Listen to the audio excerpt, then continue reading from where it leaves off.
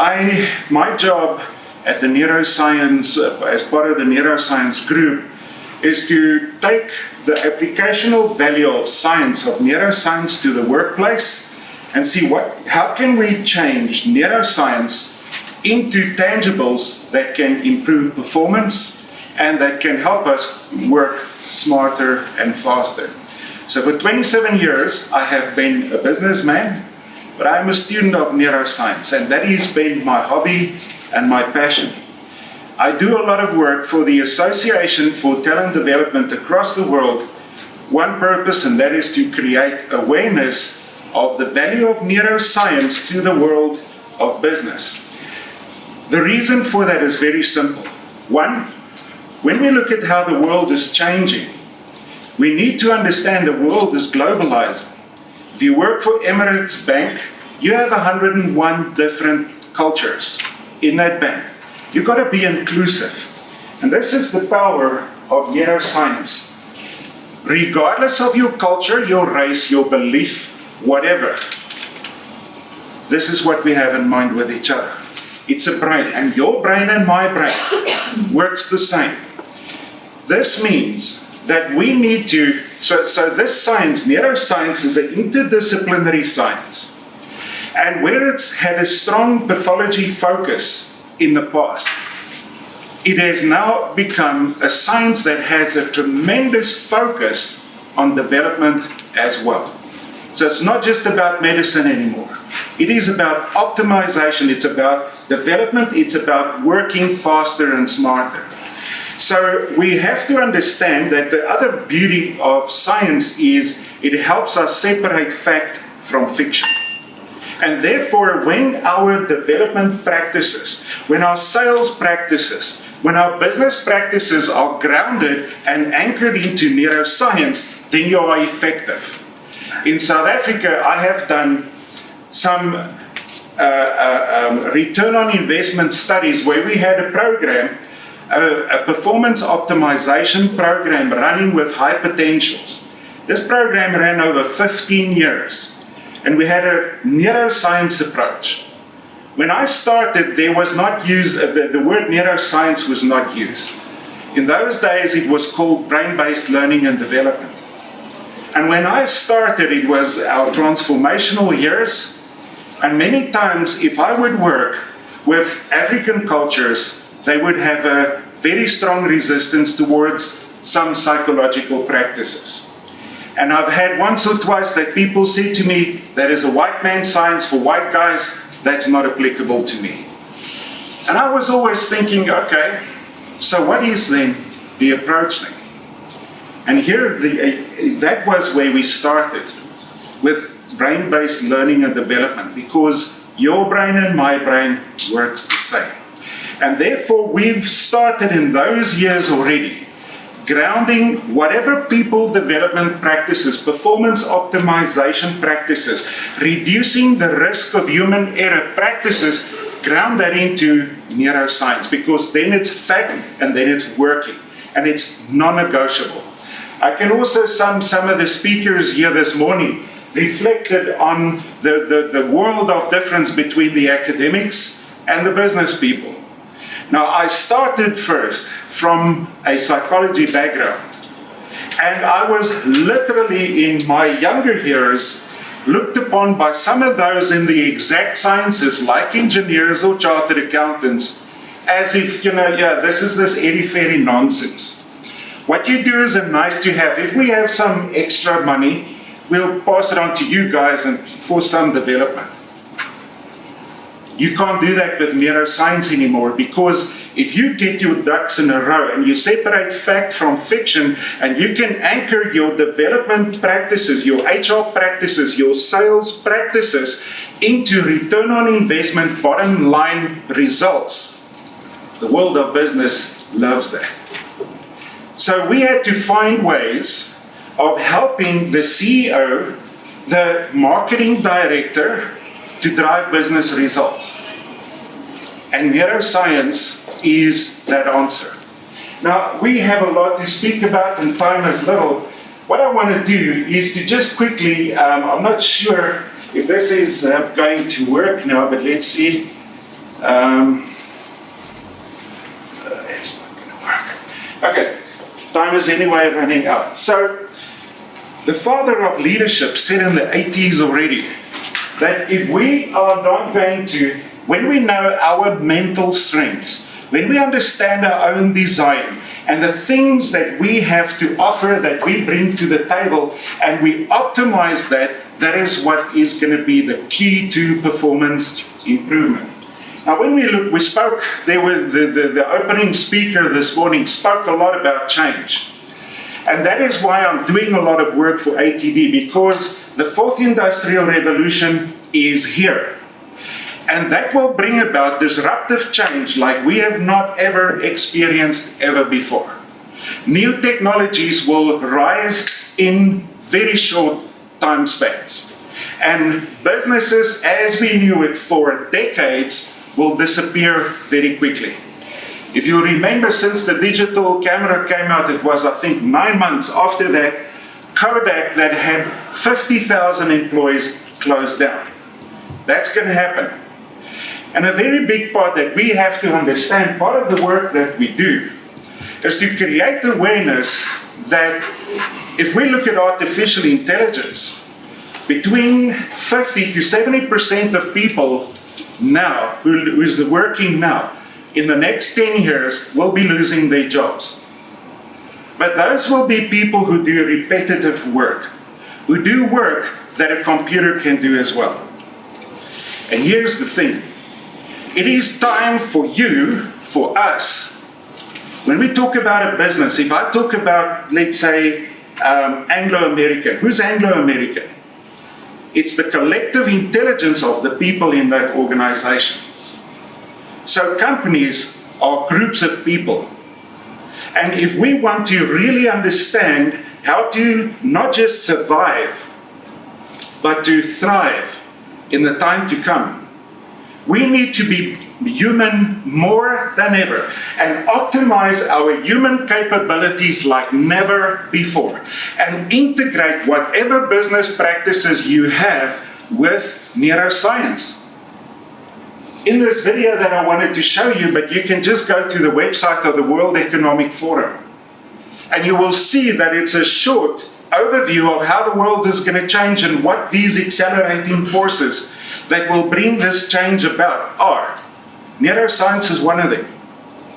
And therefore, even now, we have to remember, if we want to not just survive but thrive as businesses and as individuals, we need to develop the ability to outthink, outlearn, and outcreate the competition. AI cannot think. It's starting to learn, yes, but certain basic assimilation processes. The human mind is a pattern recognition tool, which AI cannot do. Which means we are a multi-dimensional, your brain is a multi-dimensional processor of information. AI is a linear processor of information. But what we have to remember is also AI cannot create. There's going to be a difference between AI and people. People will become people who become an expert and a guru. But AI will be that tool that supplies you with all the information you need. AI will become an accelerator of humans who understand that the best they can be is to be human. The big problem with people in our world is we think we have to compete against AI, compete against the machine. What we need to do is optimize who you are. Become the best that you can be, but if you think you can compete with a memory of AI, it's a lost case. With the processing ability of artificial intelligence, you have no chance. But as little AI will ever have a chance to think, to create, and to solve complex problems, and to have the cognitive flexibility to adapt and adjust to new systems and new structures. It cannot do that. So if you want to be effective and create an effective workforce, you have to align your business practice with the capabilities that makes you a person who can think, who can learn, and who can create. A big thing that I'm doing, and that is, I have developed an instrument that is going to help people to cope in the time to come. If you look at Ari de Gees, he was the former CEO of Shell Oil Company. In the 90s, I sat in a class where he made a statement and said, a company's collective ability to learn will be its only sustainable competitive advantage in the future. The main purpose of your brain is to help you adapt and survive. So as our world is going to change, we need to learn those skills that's going to help us adapt. And that is the tool that I have developed. If we talk about neuroagility, it is the brain's ability to learn fast, easy, and very quickly adapt to new systems, new structures, new technology, new everything, and the ability to unlearn what is not relevant anymore. And then the ability to easily process information across different dimensions of thinking. Because you need to think, what I have learned in my life so far, how is this going to be applicable to what I'm doing now? There are some sources that suggest that the people of the future will do something between 10 to sometimes 27 different jobs in their lives. And that will require from you learning agility. Now, learning agility says I can very quickly unlearn and move on, relearn, but take the experience from the past and apply it in the future. That's a beautiful concept, but without the physical brain fitness and the neuro balance between the different neurophysiological aspects that influence how you think, how you learn, you will not be able to do that. So when we talk about sales, when we talk about IT, we talk about whatever, psychology. In Dubai, we talk about the neuroscience of happiness. I have spoken on the neuroscience of humor.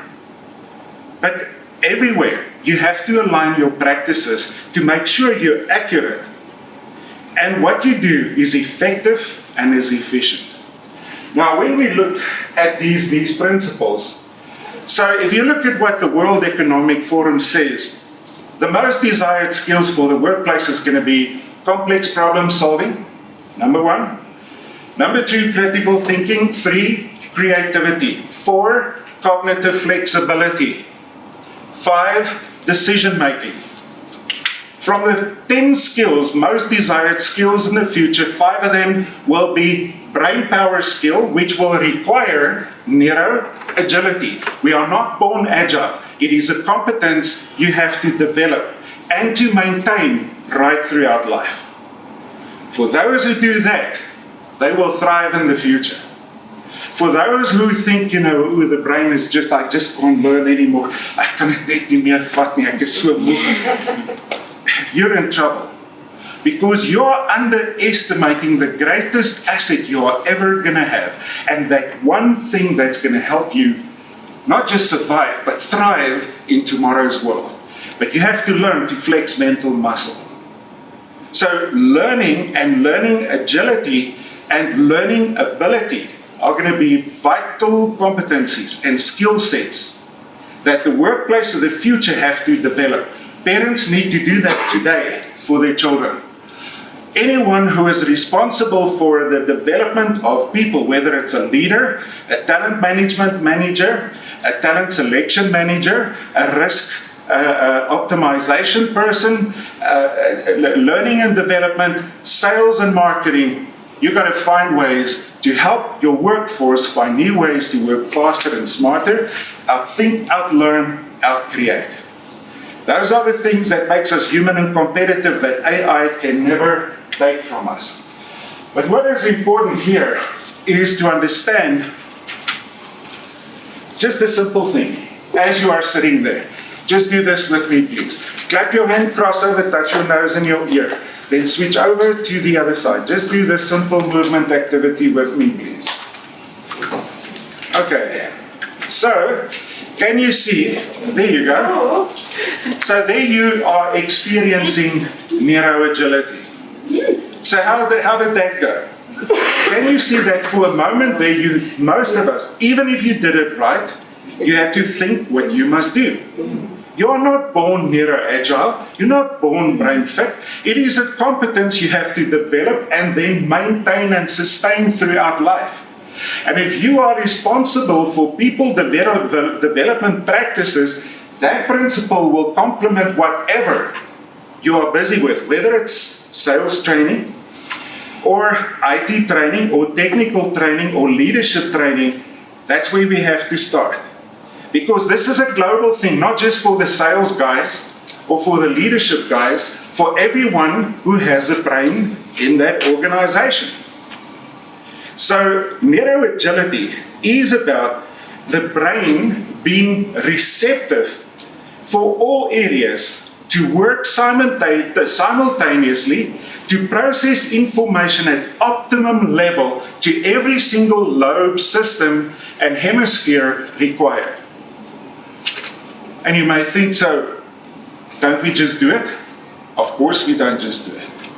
One, it's a developed thing. Two, when we don't sit enough, when we do not get enough oxygen, when we do not eat the right food, when we do not get the right stimulation, then your brain is definitely not going to be agile. You may even be agile, and if you stress too much or you don't sleep, like you saw some of Piet's presentations and other people speaking here, I don't care what your IQ is. Just because we may be smart people does not mean you will be agile. In fact, many people who are so smart that they can just motivate while they have to actually do nothing and accomplish nothing. The question today is not to ask, am I smart or am I dumb? It's, how am I smart? So, we need to even think about intelligence very differently than 20 years ago. What is going to be important here is all people can be agile. Every person can be brain fit, but sitting and doing nothing about that, guaranteed, will never make you brain fit. You have to practice it and you have to maintain that ability. Now, Piet referred to this in some of his presentations. There are 2 dimensions of neuroagility that is going to make you someone who flexes mental muscle. The first dimension are the 6 drivers that will help you optimize your brain performance. These ones here, brain fitness, is when you learn to utilize both hemispheres simultaneously. Those of you who had some education background will know you have learned about the ability to cross the midline. Now that means I am utilizing in the middle 60 degrees both hemispheres simultaneously in order to process, to spell a word, to write a word, and for reading. So that brain fitness, for instance, in the educational world, the remedial teacher, the first avenue she explores, if a child has difficulty with learning, is to consider what is the brain fitness of that child. In educational terms, they call it midline crossing difficulties. In brain science, we refer to this as homolateral. Homolateral is where we utilize the brain in alternate fashion when we are born. When people have not developed that well. If you ask them, do this, they look at you like this, and they'll do that. When I do this, I activate this part of the brain. When I do this, that part of the brain. But in alternate fashion, which means when I process information, I parallel process. And the analogy you should make is, if I go to the entrance there, and I jump on one leg, it's going to take me longer, it's going to be harder, I'm going to be slower.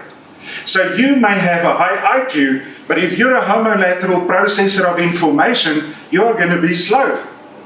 And you are not going to be competitive. When you work for Amazon now, and you become a leader, They will still require all the things, qualifications, experience, but what's the defining assessment? I have 3 good candidates. Which one of these 3 are the most agile? Because there's my investment for the future. The one who learns fastest, quickest, and can relearn and multi-skill much faster. That's what the world of business for the future already is looking for now. So we need to make sure that we position ourselves as individuals, as sales teams, and as businesses to be ready for the 4th industrial revolution that is already here. Although we talk about 2020, it's already faster happening, the changes, than in some industries than what they ever could anticipate. But here are the drivers that influence your brain's performance. It will either let your performance deteriorate or it will optimize your performance. You don't sleep right, then you will not produce sufficient neurotransmitters, and that means it will cause lack of mental alertness, which increases your risk for human error.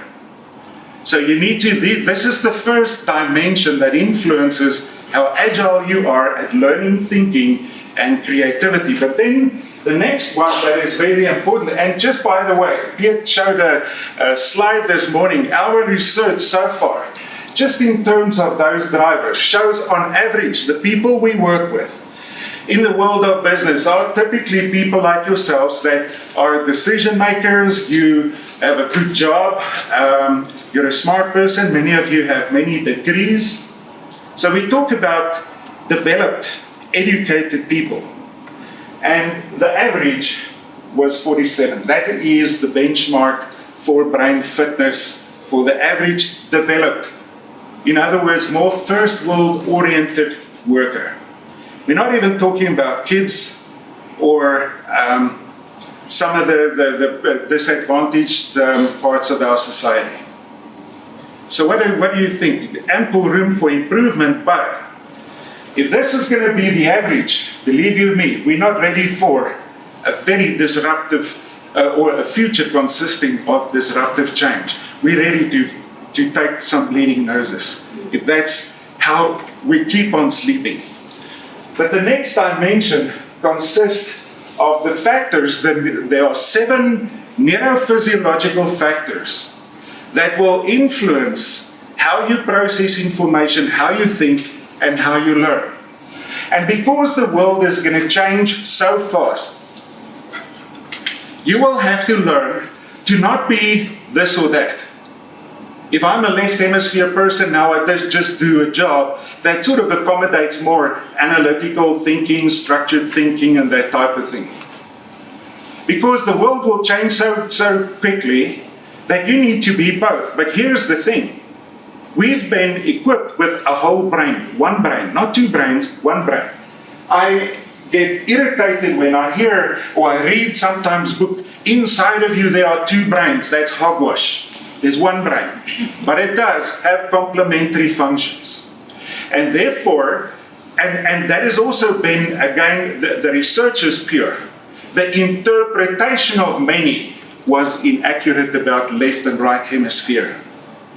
But that there is relative lateral dominance is not arguable at all.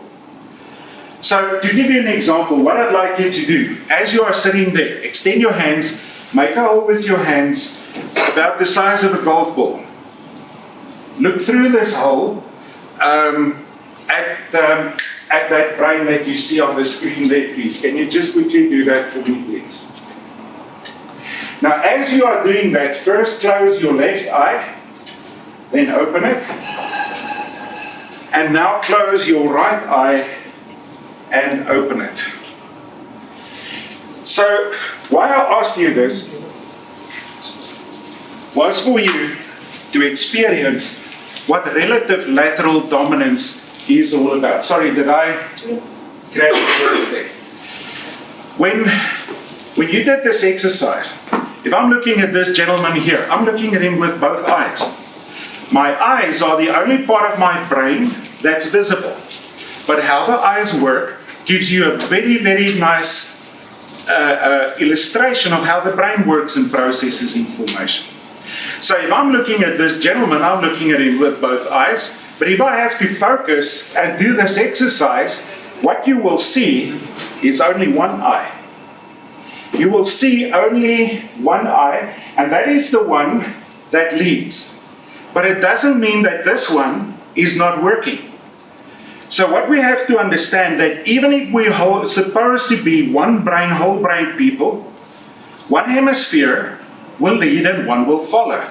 That's how we process information. This is a genetic thing. So why? Because that helps us to work very quickly and fast and process information very efficiently. If we do not know which hemisphere has to lead in a certain thinking process or problem-solving process, we become inefficient and we waste time. So how you've experienced that? If we talk about neuroagility, it says you've got to be a whole brain person so that you can do whatever the situation in that changed circumstances requires of you and do it exceptionally easy, well, and fast. So you should be whole brain. But here's the thing also, even if you are, one will lead and one will follow, which will influence how you learn, how you think, and how you create. So what that therefore means is we all learn, but in different ways. We all think, but in different ways. So I may be a whole brain person, but if I start solving a problem, in my case, I'm left hemisphere, I will start with analysis first. If I flex mental muscle, I will move into the conceptual big picture from there. The right hemisphere, the Gestalt thinker, starts with a big picture and then backtrack into the details. The person who is not brain fit is the person who gets stuck in a certain mode of thinking and is therefore less effective. So we need to understand how our brains work. Our whole world has been ridden with this dualistic approach from you either left hemisphere or right hemisphere. That's nonsense. You are left and right hemisphere. But even if you are, one will lead and one will follow. You have to be cognizant of that process.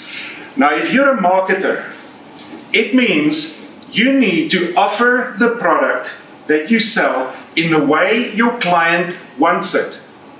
Golden rule. I lived for 2 years in the United States, and I learned that the hard way. You can have the best product in the world, but if you do not offer it the way they want it, they're just not going to take it. And therefore, as a marketer or as a salesperson, you've got to follow a neuroscience approach, an inclusive approach. And an inclusive approach says, when we look at the whole brain, we have to include and accommodate all processing preferences of the left and the right hemisphere. Because as a marketer or a salesperson, you're not always sure who are you talking to. What makes me buy something is when facts convince me. That's how my head works. What makes my wife buy that same product is when she gets a good feel and experience and she likes the look and feel of it. We both buy, but for very different reasons, based on our unique design. But the flexibility of your design determines your competitiveness and your neuroagility.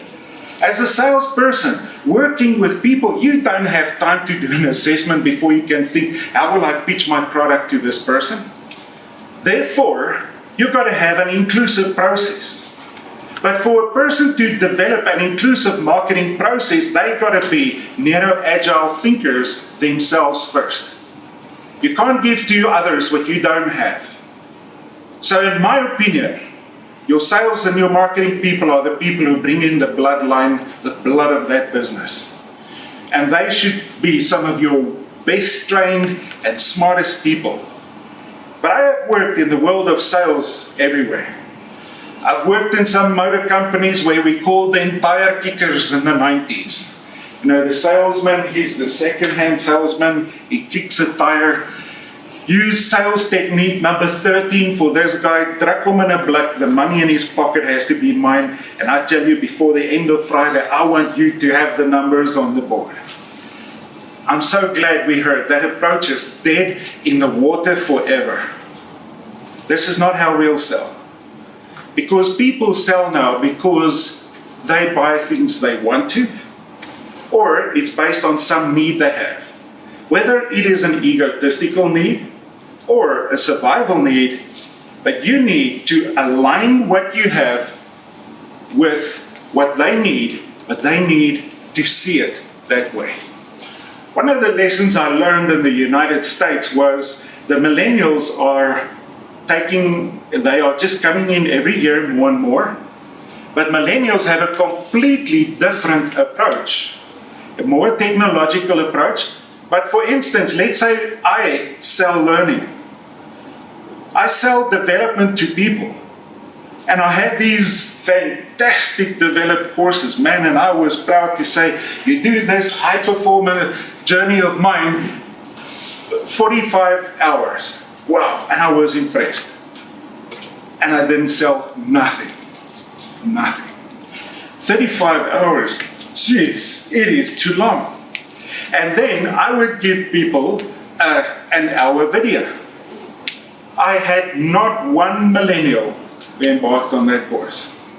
Surveys showed they want to learn to become emotionally intelligent. They want to optimize their performance. Their life purpose is very important to me. And I was offering that, but why was I not selling?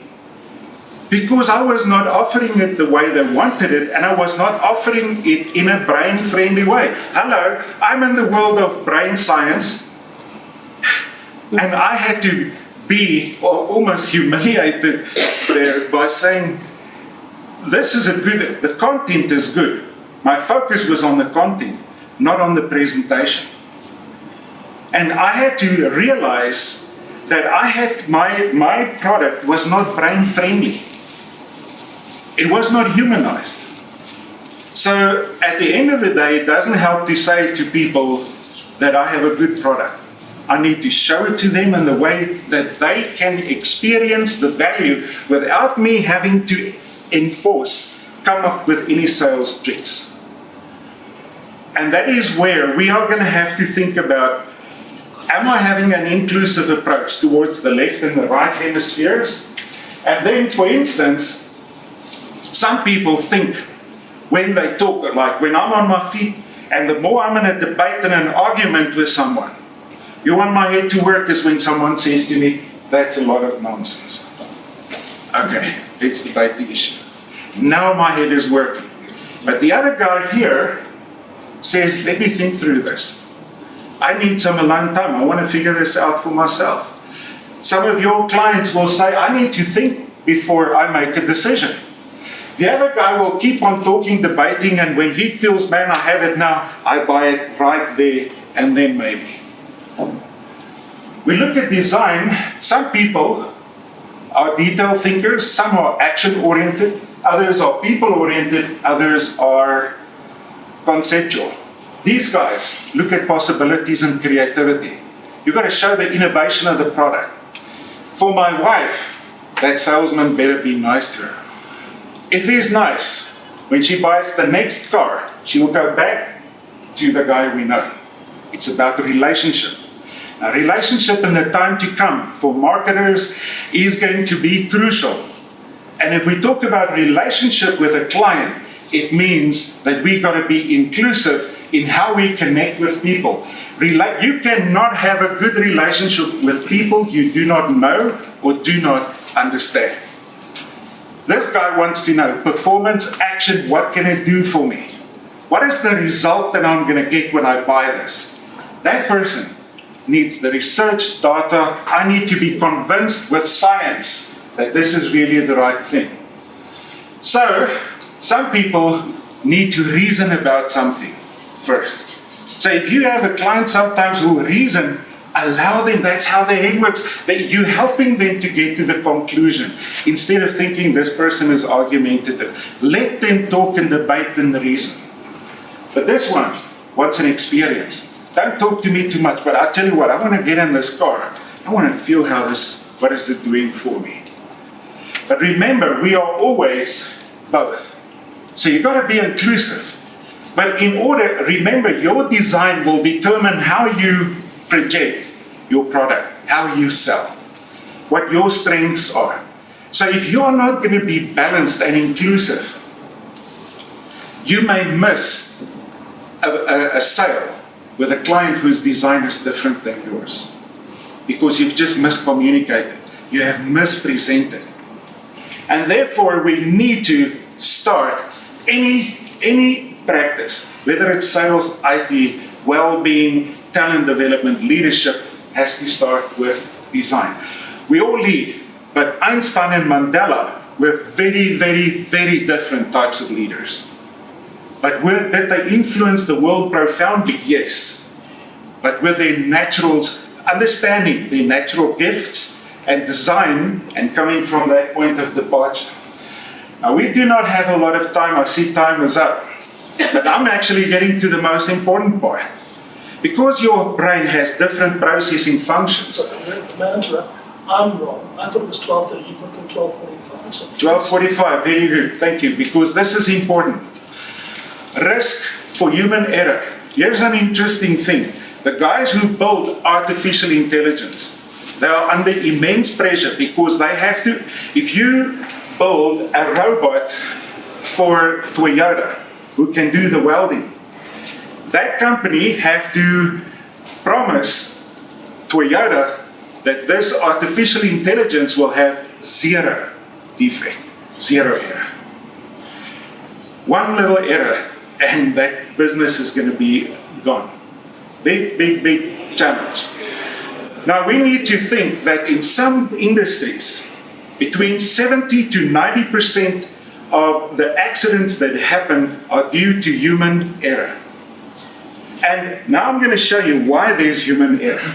So the right side of the brain controls the left side of the body. That's for my body language brain controls the left side. So people, for instance, like this gentleman is sitting, I'm standing in straight line with him. But very interesting, this gentleman is turning his right ear towards me. I see his right ear more than his left ear. So I'm listening to people, but have you ever seen people say, excuse me? One ear leads, one follows. One eye leads, one follows. This means the hemisphere that controls those senses will have a very strong impact on the type of information that is processed. So people who are left hemisphere dominant focus more on the body language content of communication. How are you talking to me? Now, my wife, I get very passionate about things. I am a straight shooter, but my wife is a hell listener. And she often says to me, don't talk to me like that. And I think, what did I do wrong? I'm just, but that tone of voice, yeah, you're starting to talk harder. Well, how she grew up, that wasn't a good thing. But can you see, when I'm passionate, it can be interpreted by someone else as a negative. We need to have that awareness of how we connect with people, that my communication is mainly focused on what, but not as much always on the how. Which means if I have a client who listens to me, but the focus is on the how, and they did not like my tone of voice, big chance that I'm not going to seal the deal there. So we've got to become cognizant of these things. When people are left eye dominant, can all the people around that table there, can you just extend your hands? And again with your, just make a hole with your hands and look at my nose. You cannot miss that. Thank you. Alrighty. Thank you. Thank you. The lady there at the back, are you right-handed? Yes. Okay. So she's a very good example. She's left eye dominant, but right-handed. So your dominant senses are not necessarily all on the same side. It depends on your genes, on your wiring. So no one said it has to be on the same side. But the processing function will influence how you process information. When people are left-eyed, they would actually prefer to track from right towards left, opposite the way we read in our society. So it means when they read, and here's an interesting, just important, very important fact. You want to keep up with information overload now. You should be reading 1,000 words a minute. Who of you can do that? Not even 1% of society's people can read and process information at 1,000 words a minute. Children today, those of you who've got kids at school now, have to process between 20 to some instances 30 times more volumes of information than I had to when I finished school.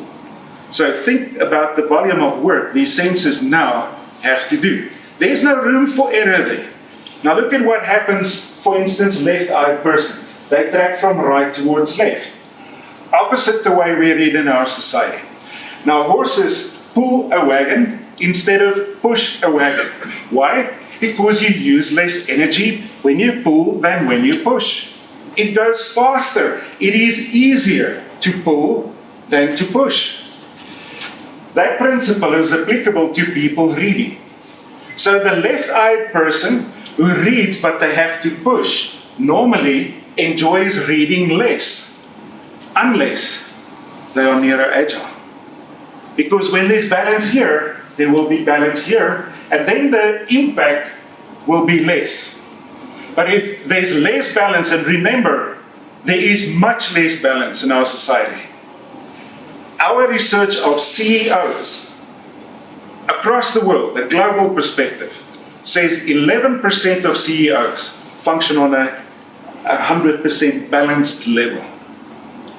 So lots of room for improvement. So right hemisphere, holistic, conceptual, gestalt, controls the left eye, loves videos, loves pictures, learns through illustrations, demonstrations, and will say, show me. But if I offer you a textbook where you have to read from left towards right, pushing with the left eye, that's going to slow me down, and I may enjoy that less. Again, brain fitness will help me to minimize that factor. But if I'm not brain fit, it's going to slow me down. Here's the thing, when people experience too much stress, the cortisol in their brain inhibits the processing of the visual impulse to the occipital lobe, the backside of the brain. In layman's terms, that switching off process, what does it do? It slows down or hinders the processing of the word. Or it sometimes causes the word to be reversed. If the teacher writes on the board there, I saw the dog, S-A-W. Now, the left-eyed person who would actually prefer to track from right towards left, pushes from left towards right, S-A-W. Now, when fatigued or stressed, they experience eye regressions, more reversals. And S-A-W is being turned around, W-A-S. And now I was the dog. The B and the D, the 6 and the 9, the G and the P, that sometimes get turned around when kids get tired or stressed. I've worked with a client in Dubai. She's a chartered accountant. She's left eye dominant. So what happens? She turns the numbers around when she gets fatigued. Human error. Oops, 2 numbers being turned around on my book statements can cause me tremendous stress and pain. And obviously, that's going to go back to her as well. That's just where we work. So can you see, if I'm a student and I read, I look, but I don't see.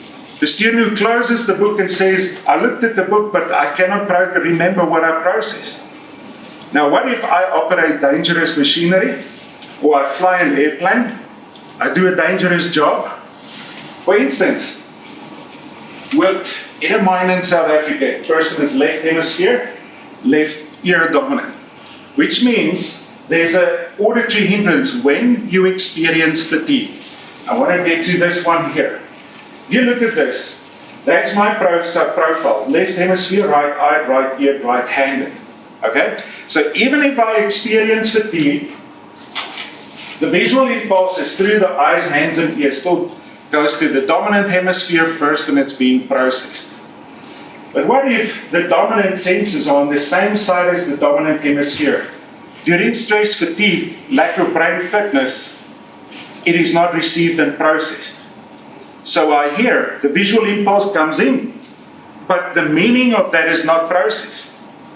I look, but I don't see. I hear, but I don't listen. Real life story.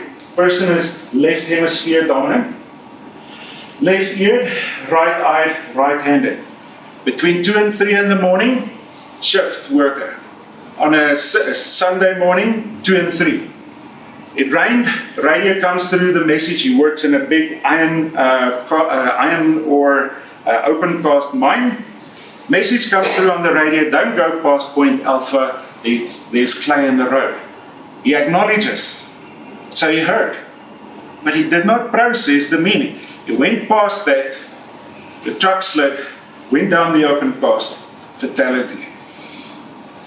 That's what can happen when we do not take our information processing styles into consideration and how that impacts our efficiency and our risk for human error. And what it tells us with the fourth industrial revolution time span, where more and more there will be less tolerance for human error. And if we as humans are not going to reduce our risk for human error, we are not going to be competitive. And the key is not to try and change it's genetic. We should never change what our wiring dictates. What we should do is optimize what you have to work with. The key is not to change this, but the more, now when you have a person who's all 3 senses are on the same side as the dominant hemisphere, during stress and fatigue, now I work in mines, I've done it for years. These guys never sleep well. The night shift workers never sleep well because it's too noisy in the hostels in the day. So they don't sleep well, so they are fatigued. So a fatigued person, what I hear, see, and do during stress is going to be hindered. It's going to cause neurological hindrances during fatigue, which means higher risk for human error. So that's why sometimes I've worked with a chartered accountant here as well. Scott this, brilliant strategic thinker, brilliant business person. But under stress, it's one of those 6 or nix type of people. Brilliant, under fatigue, then I am not that effective or not this giant that I am. Or I'm not responding like the guy most people know. So we need to be cognizant of how the drivers that influence your brain performance influence the neurophysiological aspects that impact how you learn, how you think. And the balance between that two will determine your neuro-agility. We talk about sales. We really want the smartest guys, the most agile guys. That's going to be the A team. You talk about the top sales team. We talk about people who are neuro-agile, learning agile. They have that flexibility to adapt and adjust, but to offer the product the way the client needs to see it. And if you can connect that with the client's needs, you're going to be in business. You will sell smarter. But simple things like these bottles, this fits in with the look and feel of the company. Most bottles will be blue. You know why? Because when the plastic is blue, you produce between 10 to 11 different neurotransmitters, which improves your sales with the bottled water. It's a simple thing. But we need to think, how can we even present our products in ways that will make them more humanized, brain-friendly, that will appeal to people? And say, that's nice. When people say that's nice, nice means neurotransmitter production. And that is a good thing. That's a good thing for your health, for your energy, for money and happiness, and the energy you promote to the world. Now, people still place. I am, for instance, to give you an example, that's my information processing style. But if you look at my sensory preferences, I'm 50% visual, 40% kinesthetic, 10% listening. What this means to me is when you have something to sell, show it to me. I want to see it. But the guy who talks too much, I lose interest very, very quickly. That's that's how it works for me. But for this same person, that person is not going to, under stress, that person is not going to listen. The moment I feel I'm being pressurized, I'm putting my client under stress, I'm not going to seal the deal. That's why those old sales techniques never work. It's not a smart way of selling. Relationship, good feeling, where people can connect, where the customer can see the value, where they see it in a positive light. Every speaker here this morning, in some way or the other, said it because neuroscience proves it. So when we can be smart enough to create sales environments where we connect with our customer, and I offer the tool or whatever it is that I have to sell to my customer in the way he wants to see it, allows him to engage with the product in the way that works for him or her best, I have a better chance. So think about yourself, think about your client, and then remember, people are all smart, but in different ways. How they are smart will determine how they think, how they learn, how they are talented, and why they will buy. Now, time has run out for us. We cannot embark on this too much. But when you look at these 7 factors and you take that into consideration, the more agile, the more agility you have, not just looking at the specific component, but how they interrelate with each other, the more neuro-agile you will be. And the more effective you are going to be, the easier and the faster you will sell. As simple as Thank you very much. That is magnificent. Well done.